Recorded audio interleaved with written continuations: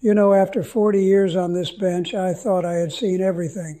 But one Tuesday morning in late September, a young man walked into my courtroom who reminded me why I still put on these robes every single day. He was so nervous he could barely speak, and when I heard why he was standing in front of me, why he had broken the law that day, it broke my heart.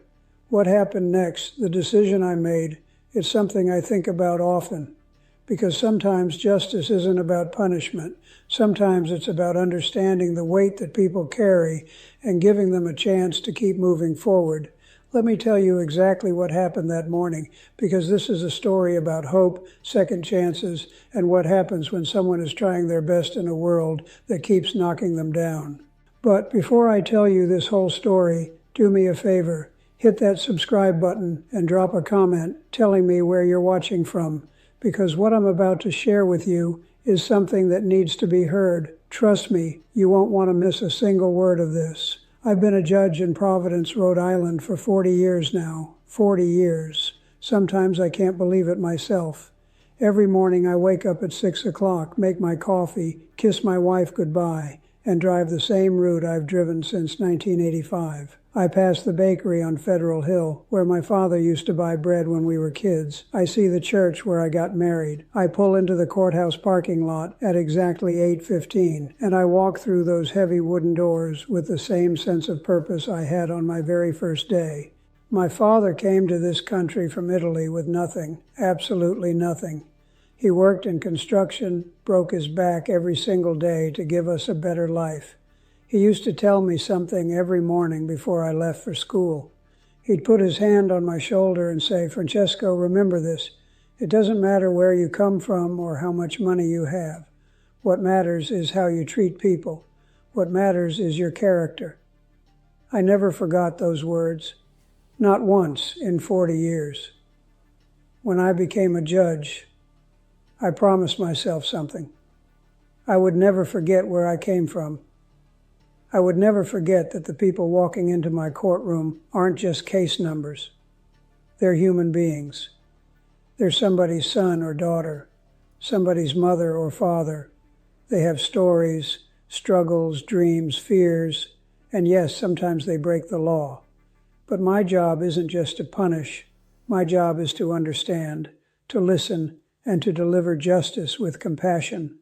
That particular morning, that Tuesday in September, I remember the air felt different, crisp. The leaves were just starting to turn, that beautiful New England autumn coming on. I got to my chambers, and my clerk, Christina, she brought me my coffee, strong and black, the way I've had it for 40 years. She knows me better than I know myself sometimes. I was going through my case files, reading the docket for the day, traffic violations mostly, parking tickets, the usual Tuesday morning municipal court business, nothing that seemed particularly unusual. But you know, I've learned something in 4 decades of doing this work. You never really know what a day is going to bring. You never know which case is going to stay with you long after you take off the robe and go home. At 9 o'clock sharp, I walked into the courtroom. I could see about 30 people sitting in the gallery waiting for their cases to be called. Some looked annoyed, checking their watches. Some looked worried, nervous. I made eye contact with a few of them, gave them a nod. I wanted them to know I saw them as human beings, not just names on a list. Christina called the first few cases, standard stuff. A man who had parked in front of a fire hydrant. I could see he was genuinely sorry, said he'd been running late to pick up his daughter from school. I reduced his fine. A woman who had let her registration expire. She showed me she'd renewed it the next day. I dismissed it. These aren't bad people. They're just people trying to get through their days, and sometimes they make mistakes. Around 9:30, Christina called out the next name, Marcus Anthony Johnson. I looked down at the file. 23 years old, parking violation on Hope Street, parked in a restricted zone, pretty straightforward case. I looked up and I saw this young man stand up from the back row. The first thing I noticed was how nervous he looked. His hands were shaking. He was wearing a suit, but I could tell it wasn't his suit. It was too big in the shoulders, too long in the sleeves. It looked like maybe he'd borrowed it from someone. He walked toward the front of my courtroom, and I could see he was trying so hard to look confident, but his eyes gave him away. He was terrified. He stood in front of my bench, and I could see him swallow hard. I said to him, "Good morning, Mr. Johnson." He looked up at me and said, "Good morning, Your Honor." His voice cracked a little bit. I could tell he'd probably never been in a courtroom before in his life. I looked down at the file again. I said, "Mr. Johnson, you're here because on September 18th you parked your vehicle in a restricted zone on Hope Street. That's a tow-away zone. Is that correct?" He nodded. He said, "Yes, Your Honor, that's correct." I leaned back in my chair. I said, "Okay, tell me what happened. Why did you park there? You see those signs, right? They're pretty clear." He took a deep breath, and I watched him trying to gather his words. He said, "Your Honor, I know I shouldn't have parked there. I know the signs were there. I saw them. But I had a job interview, and I was running late, and I couldn't find any other parking, and I thought maybe I could be quick enough." His voice was getting quieter as he spoke, like he was ashamed. I said, "A job interview?" He nodded. He said, "Yes, Your Honor, at the hospital, for a medical records position."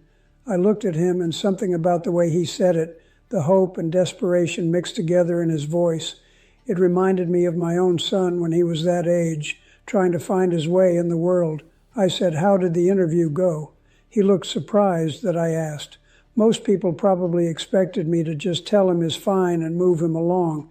He said, "I think it went well, Your Honor. I really hope I get it. I've been looking for work for 6 months now." I felt something in my chest tighten. 6 months. This young man had been looking for work for 6 months, and when he finally got an interview, when he finally got a chance, he got a parking ticket. I said, "6 months is a long time. What have you been doing?" He said, "Whatever I can, Your Honor. Odd jobs, day labor, when I can find it. I'm trying to save money for school. I want to go back and finish my degree." I watched him as he spoke. I could see the pride fighting with the embarrassment in his eyes. This wasn't a kid who was making excuses. This was a young man who was trying, really trying. I thought about my father again, working construction, doing whatever it took to provide for us. I said, "What are you studying?" He looked up at me, and for the first time, I saw a little light in his eyes. He said, "Computer science, Your Honor." I finished 2 years, but I had to drop out when my mom got sick. I've been trying to save enough to go back. I had to pause for a moment. I just sat there looking at this young man who was working odd jobs, taking care of his sick mother, trying to save money for school, and doing everything right. And the one time he took a chance, the one time he pushed the rules a little bit because he had an opportunity for a real job, he got punished for it. I looked down at the ticket. The fine was $150. I knew what that meant to someone like Marcus. That was probably groceries for a month. That was probably medication for his mother. That was probably the difference between going back to school next semester or having to wait another year. I said, "Mr. Johnson, let me ask you something. If you had found legal parking that day, would you have parked legally?" He didn't hesitate. He said, "Yes, Your Honor. Absolutely. I would never have parked there if I had any other option." I believe him. I've been doing this long enough to know when someone is telling me the truth. I said, "And this job interview, this is important to you?" His whole face changed. He said, "Your Honor, it's everything to me. It's a real job with benefits and regular hours. I could help my mom with her medical bills. I could save for school. It would change everything for us." I felt that familiar weight in my chest, the one I've carried for 40 years, the weight of knowing that my decisions affect real lives, real families, real futures. I looked at Christina, and she was watching me. She knows me well enough to know what I was thinking. Now let me pause here for just a second. I need to ask you something. Have you ever been in a position where you had to choose between following the rules and taking care of something important? Have you ever had to take a risk because the stakes were just too high? Leave me a comment because I actually read them. And if you're enjoying this story, hit that like button for me. I looked back at Marcus. I said, "Mr. Johnson, I understand why you parked where you did. I do. But you understand that rules exist for a reason, right? Those tow-away zones, they're there because emergency vehicles need access. If there had been a fire or an accident that day, Your car could have blocked emergency responders. He nodded. He said, I know, Your Honor. I wasn't thinking clearly. I was just so nervous about being late. I could see the regret on his face. This was genuine. This wasn't someone who thought the rules didn't apply to him. This was someone who made a mistake under pressure, and he knew it, and he was sorry about it. I said, tell me about your mother. What's going on with her health? I watched his eyes get a little wet.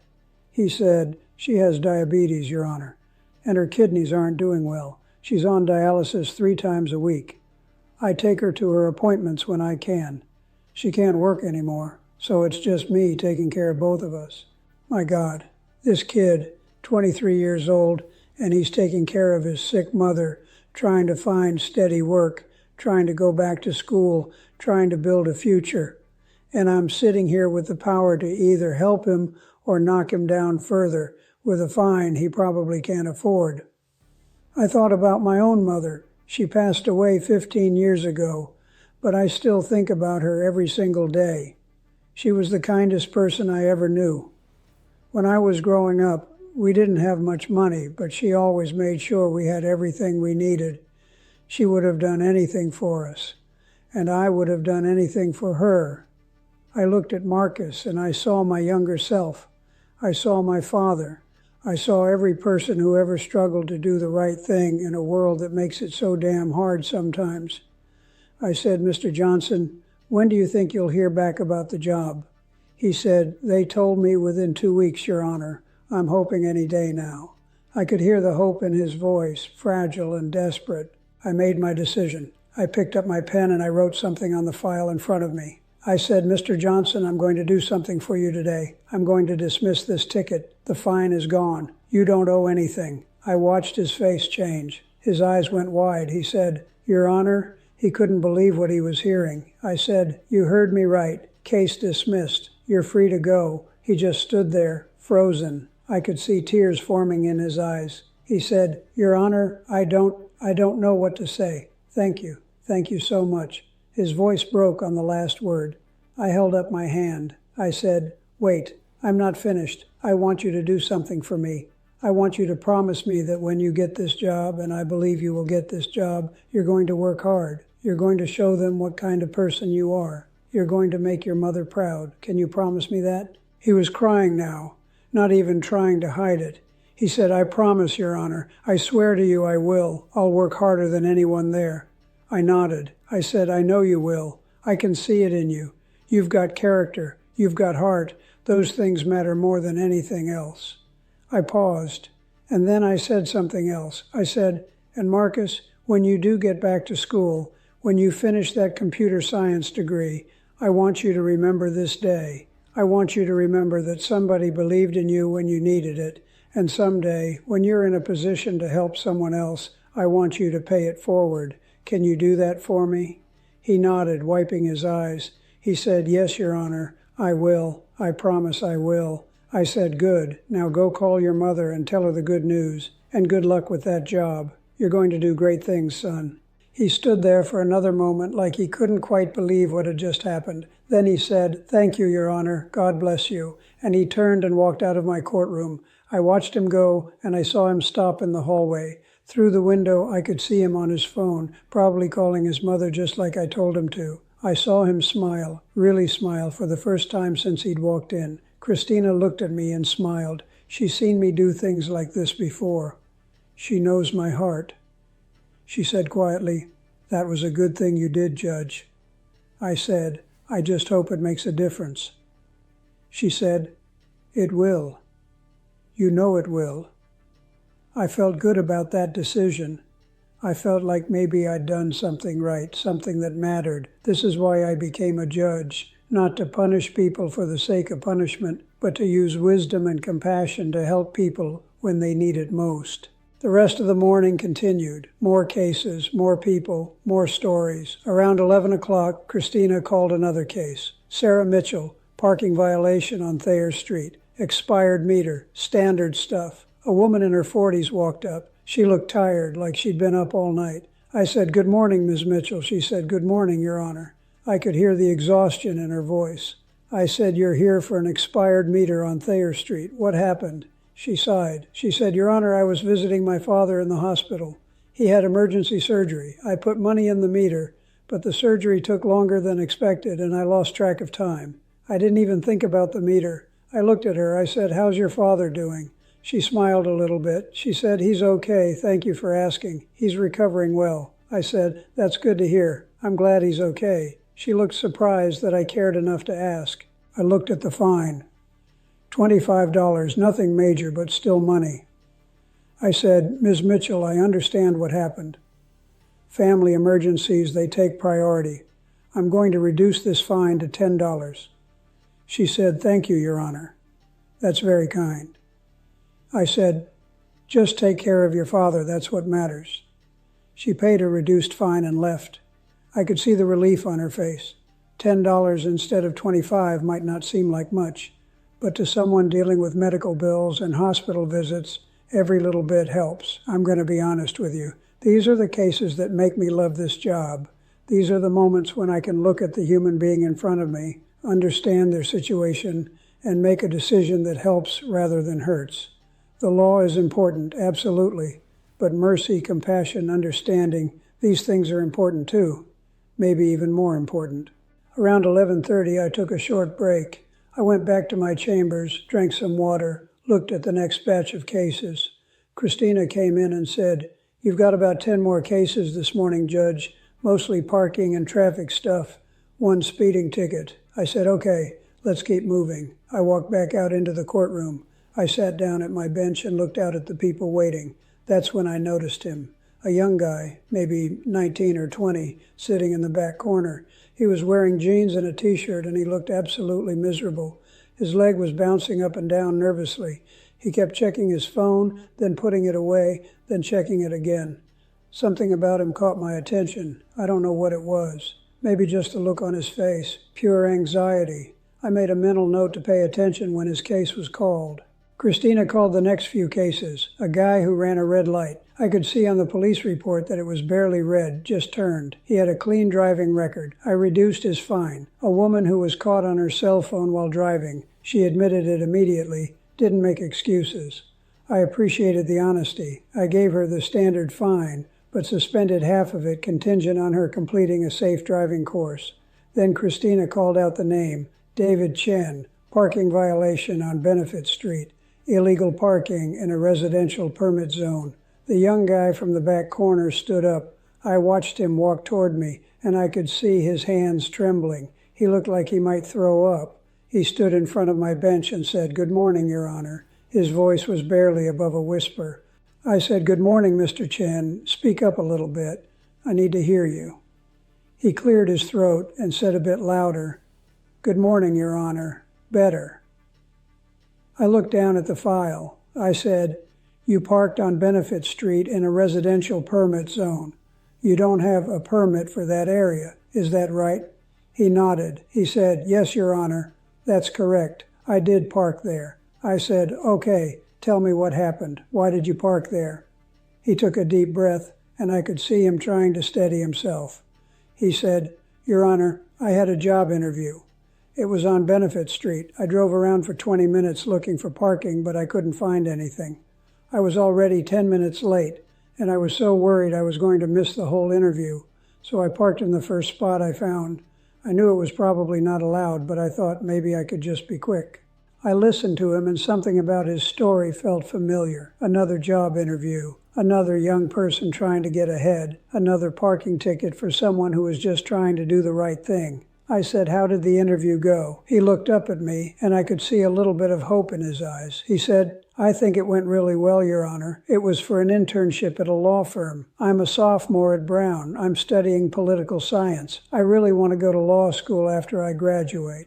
A law student, a kid trying to get an internship so he could build his career. I felt that familiar pull in my chest. I said, "Brown University? That's a good school. You must work hard." He nodded. He said, "I try to, Your Honor. I'm on financial aid and scholarships. I work part-time to help cover expenses. This internship, it would be a huge opportunity for me." I said, "I'm sure it would be. Law is a good profession. It's hard work, but it's rewarding." He said, "That's what I'm hoping, Your Honor. I want to help people, maybe even become a judge someday like you. That hit me right in the heart. This kid wanted to be a judge. He wanted to help people. And here he was, standing in front of me, terrified, because he made one mistake while trying to pursue that dream. I looked at the ticket. The fine was $75. Not huge, but for a college student on financial aid, working part-time, trying to make ends meet, $75 might as well be $700. That could be textbooks. That could be groceries for 2 weeks. I said, "Mr. Chen, when did you have this interview?" He said, "Last Thursday, Your Honor."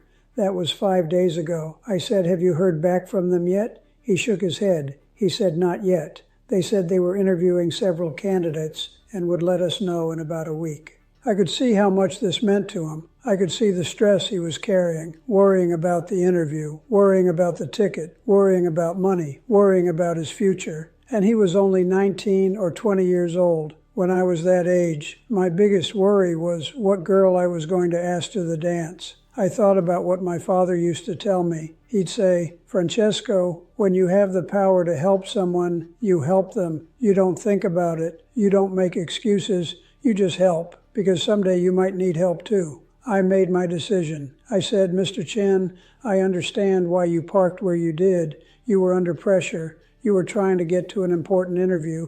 You made a choice in the moment. I get it." He nodded. He said, "Yes, Your Honor. I'm really sorry. I know it was wrong." I said, "Here's what I'm going to do. I'm going to dismiss this ticket. You don't owe anything. The fine is gone." His eyes went wide. He said, "Your Honor, really?" I said, "Really. Case dismissed." He just stood there staring at me. I said, "But I want you to do something for me, okay?" He nodded quickly. He said, "Anything, Your Honor." I said, "I want you to remember this moment. When you become a lawyer, when you're standing in courtrooms representing clients, I want you to remember what it felt like to stand where you're standing right now.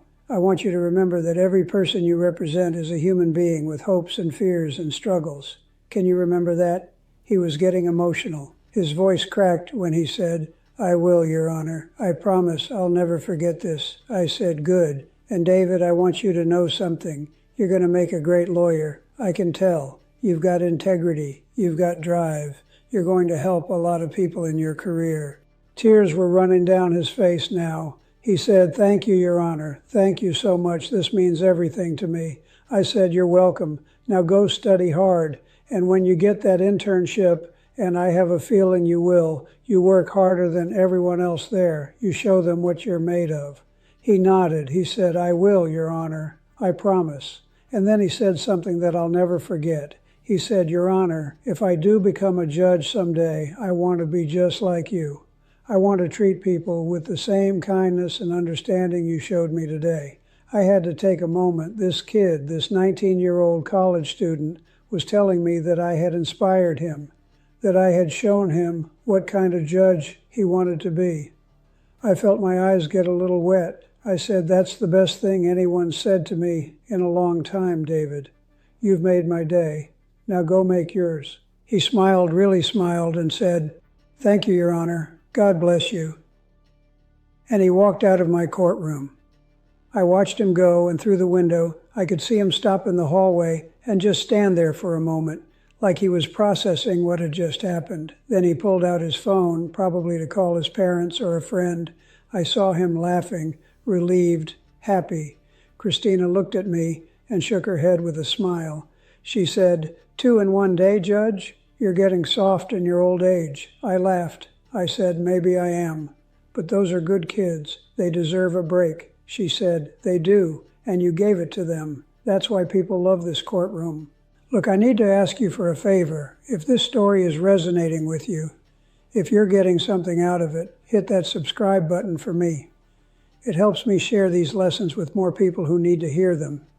And tell me in the comments, have you ever been given a second chance that changed your life? I want to hear your stories. The rest of the morning went by. More cases, more decisions, more lives affected by what I said and how I said it. I never forget that weight. Every single decision I make, it ripples out into someone's life. It affects their family, their future, their sense of hope or despair. Around 12:30, we broke for lunch. I went back to my chambers and sat down at my desk.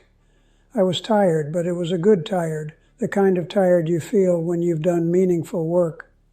Christina brought me a sandwich from the deli across the street, turkey and provolone, the same sandwich I've eaten for lunch 3 days a week for 20 years. I was eating and thinking about Marcus and David, about their stories, about how similar they were. Two young men, both trying to build better lives, both working hard, both making one small mistake while pursuing an opportunity, and both of them got a second chance because I decided that mercy was more important than the letter of the law in that moment. My phone rang. It was my wife. I answered and said, "Hi, honey." She said, "How's your day going?" I smiled. I said, "It's been a good day. I got to help a couple of kids who really needed it." She said, "That's my Frank, always looking out for people." I said, "Someone's got to." She said, "Well, don't forget we have dinner with the grandkids tonight." I said I wouldn't miss it for the world. After lunch, I had a few more hours of cases, more traffic violations, more parking tickets, more people with stories and struggles and reasons for why they did what they did. I listened to every single one. I looked at every person who stood in front of me and tried to see them, really see them, as human beings. Around 3 o'clock, we finished up the last case. I went back to my chambers and took off my robe. I hung it up on the hook behind the door, the same hook I've used for 40 years. I sat down at my desk and started going through some paperwork, signing orders, reviewing files for the next day. Christina knocked on my door. She said, "Judge, there's someone here to see you." I said, "Who is it?" She smiled. She said, "It's Marcus Johnson, the young man from this morning." My heart jumped a little. I said, "Send him in." Marcus walked into my chambers, and he looked completely different from this morning. He was smiling. His whole face was lit up. He said, "Your Honor, I'm sorry to bother you. I know you're busy." I said, "You're not bothering me at all, Marcus. Come in. Sit down. What's going on?" He sat down in the chair across from my desk. He said, "Your Honor, I got a call an hour ago from the hospital. I got the job. I start next Monday." I felt this wave of joy wash over me. I stood up and reached across the desk to shake his hand. I said, "Marcus, that's wonderful. Congratulations. I'm so proud of you." He shook my hand, and I could feel it trembling with excitement. He said, "Your Honor, I had to come back and tell you, because if you hadn't dismissed that ticket, if I had to pay that fine, I don't know what I would have done. That money, it would have set me back so much. But now I can start this job, and I can help my mom, and I can save for school. You changed my life today." I had to sit back down. I felt tears coming to my eyes, and I didn't try to hide them. I said, "Marcus, you changed your own life. You did that. You went to that interview. You impressed them. You earned that job. I just got out of your way." He shook his head. He said, "No, Your Honor, you did more than that. You believed in me. You saw something in me. Nobody's done that in a long time. I'm going to remember this for the rest of my life. And I meant what I said this morning. I'm going to pay this forward. Someday, when I can, I'm going to help someone else the way you helped me." We talked for a few more minutes. I asked him about the job, what his responsibilities would be. When he thought he might be able to go back to school, he was so excited, so full of hope. It reminded me why I do this work. This is what justice should look like. Not punishment for punishment's sake, but understanding and mercy that gives people a chance to succeed. Before he left, I said, "Marcus, you keep in touch with me, okay? Let me know how the job goes. Let me know when you go back to school." He said, "I will, Your Honor, I promise, and thank you again for everything." I said, "You're welcome, son. Now go celebrate with your mom. She must be so proud of you." After he left, I just sat there in my chambers for a while. I thought about my father, about the sacrifices he made for our family. I thought about all the people who had given me chances in my life, who had believed in me when I needed it. I thought about how lucky I am to be in a position where I can do the same for others. You know, I'm curious about something. Have you ever witnessed something like this? Have you ever seen how one small act of kindness can completely change someone's trajectory? Tell me your story in the comments, and subscribe so you don't miss what happens next. A week later, I was in my chambers early in the morning, going through files before court started. Christina came in with my coffee and the newspaper. She said, "Judge, you're going to want to see this." She handed me the newspaper, and there on page 3 was an article. The headline read, Local Judge's Compassion Inspires Future Lawyer. I read the article, and it was about David Chen, the Brown student I'd dismissed the parking ticket for. He had written an essay about his experience in my courtroom, about how it had affected him and shaped his view of what justice should be. The essay had won some kind of university writing competition, and they'd published it in the paper. In the essay, David wrote about standing in front of me, terrified, expecting to just be another number in the system. He wrote about how I had taken the time to listen to him, to understand his situation, to see him as a person rather than just a case number. He wrote about how that experience had changed his entire perspective on law and justice. The last paragraph of the essay said, Judge Caprio showed me that day that the law is not just a set of rules to be enforced without thought or feeling. The law is a tool we use to create a better society, a fairer world, a community where people are given chances to succeed. That's the kind of lawyer I want to be. That's the kind of judge I hope to become someday. I sat there reading that essay, and I couldn't stop the tears from coming. This young man, this college kid who I'd spent maybe 10 minutes with, had been so profoundly affected by that brief interaction. It reminded me of something my mentor told me when I first became a judge. He said, Frank, you never know which moment is going to change someone's life, so treat every moment like it might be that moment. Christina saw me wiping my eyes. She said, that's a beautiful essay, Judge. You should be proud. I said, I am, not of me, but of him, of Marcus, of all these young people who are out there trying to make something of themselves despite all the obstacles in their way. A few months passed. Fall turned to winter. The leaves fell off the trees, and snow started to dust the streets of Providence. The holidays came and went, and my days continued, case after case, person after person, story after story.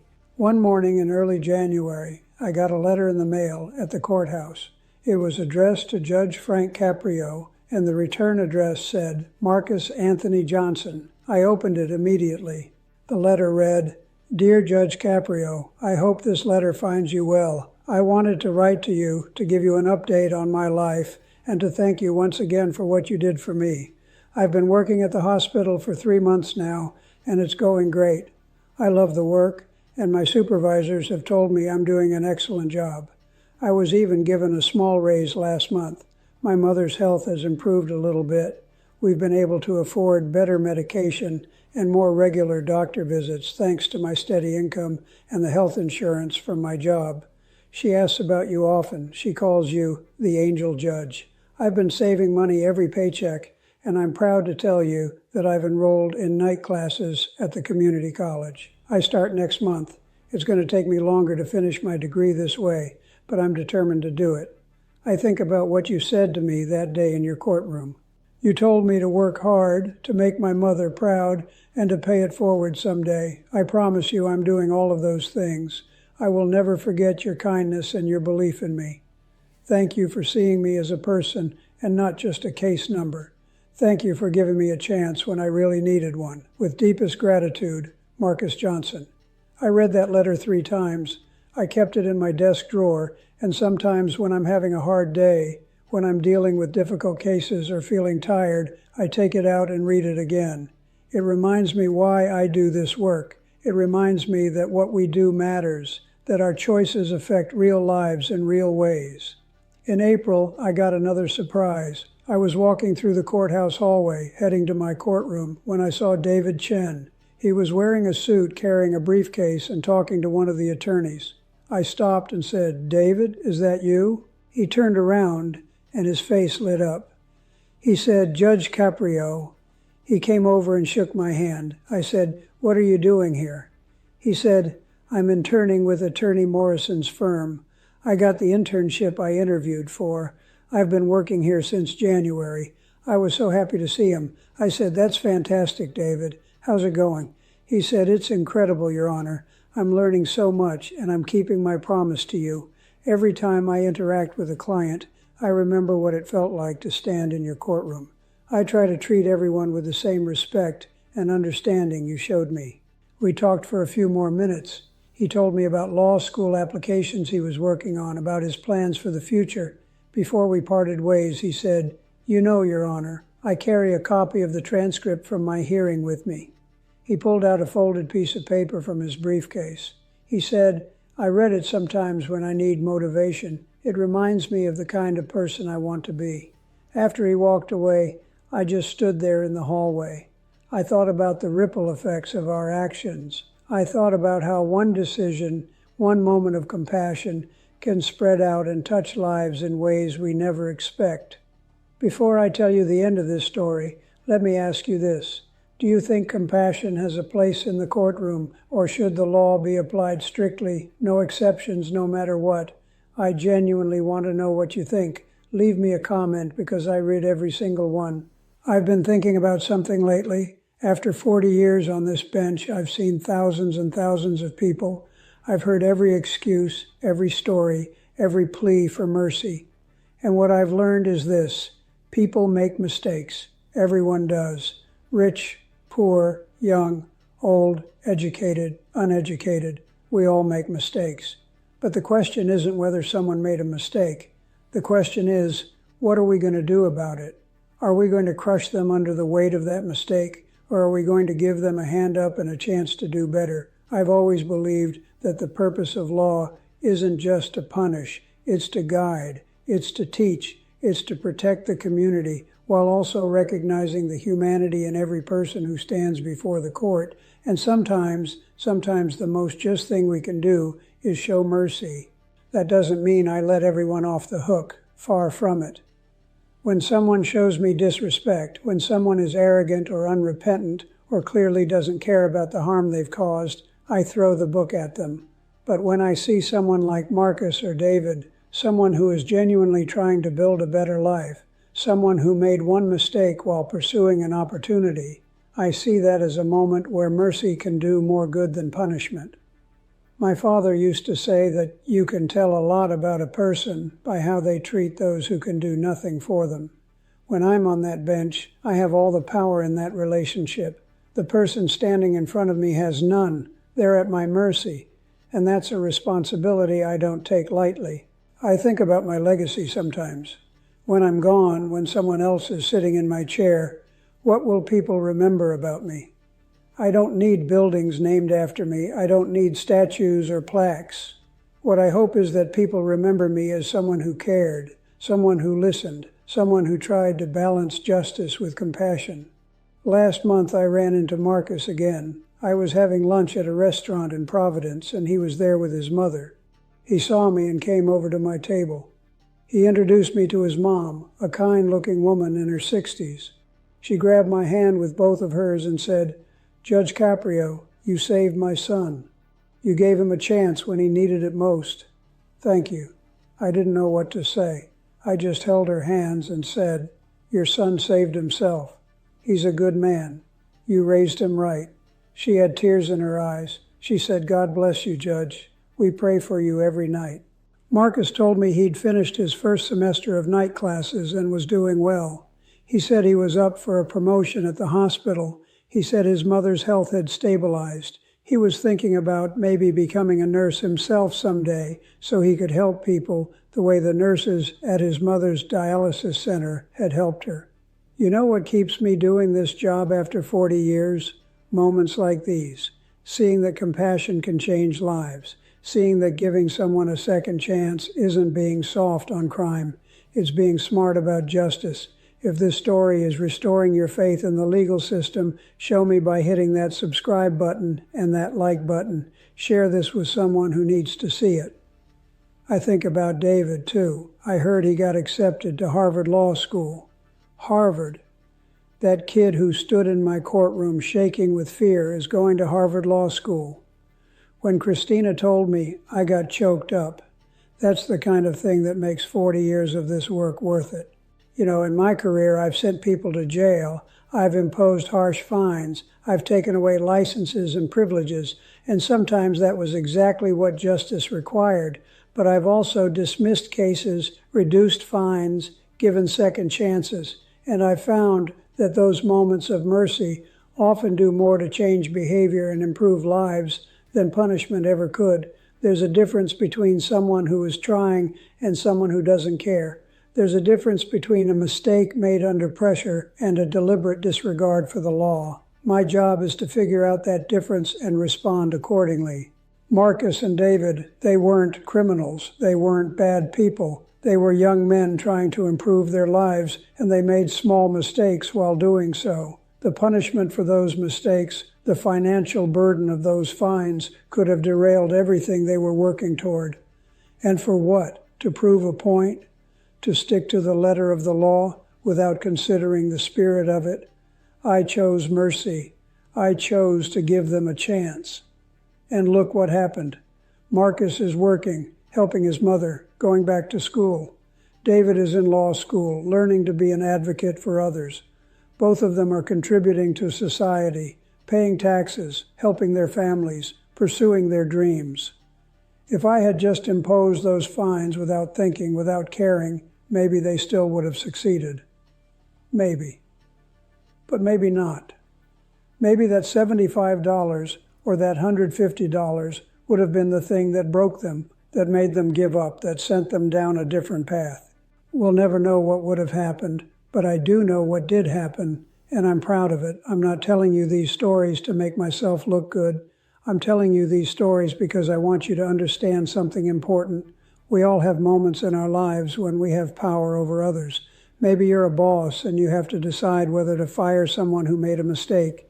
Maybe you're a teacher and you have to decide whether to fail a student who's struggling. Maybe you're a parent and you have to decide how to discipline your child.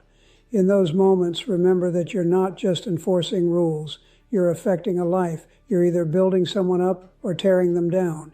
You're either opening a door or closing one. Choose wisely. Choose with your heart as well as your head. Choose to see the person in front of you as a human being with hopes and fears and struggles, just like you. My father taught me that. My mother taught me that. My wife reminds me of it every day, and I've tried to live by it for 40 years. So let me ask you this. Do you think I was too soft on Marcus and David, or do you think I did the right thing? Would you have shown mercy or enforced the full penalty of the law? I'm genuinely curious what you think. And here's another question for you. If you were in my position, what would you have done? Would you have dismissed those tickets, or would you have made them pay? I'd love to hear your thoughts in the comments below. I actually read them, every single one, because I learned from you just like I hope you learned from these stories. If this story meant something to you, if you believe in second chances like I do me a favor. Hit that like button and subscribe to this channel. Turn on that bell icon so you never miss another story from my courtroom. Share this video with someone who needs to hear this message, someone who's struggling, someone who needs to know that good people still exist in this world, someone who needs to believe that compassion and justice can coexist. And check out the next video on your screen. I've got another incredible story from my courtroom that you won't believe. It's about a single mother who did something that brought the entire courtroom to tears. You're going to want to see that one. I'll see you tomorrow with another lesson about justice, respect, and what really matters in this life. Because I'm still learning too. Every day, every case, every person who walks through that door teaches me something new about humanity, about resilience, about hope. I'm Frank Caprio. I've been on this bench for 40 years because I believe something simple. We're all equal before the law, every single one of us, rich or poor, powerful or powerless. That's what makes this country work. And part of equality is recognizing that we all deserve to be treated with dignity and respect. We all deserve to be seen as more than just our worst mistake. Thank you for listening to my story today. Thank you for caring about these young people and their journeys. Thank you for believing, like I do, that compassion can change the world one person at a time. God bless you, and remember, respect costs nothing, but it's worth everything. And so is compassion, so is mercy, so is giving someone a second chance when they truly need it and truly deserve it. Take care of each other out there, be kind, be understanding, and when you have the power to help someone, do it. Don't think about it, don't make excuses, just help. Because that's what we're here for. That's what it means to be human. That's what it means to be part of a community. I'll see you in the next one. Keep believing in justice. Keep believing in hope. and keep believing that good people doing good things can make this world a little bit better, one decision at a time.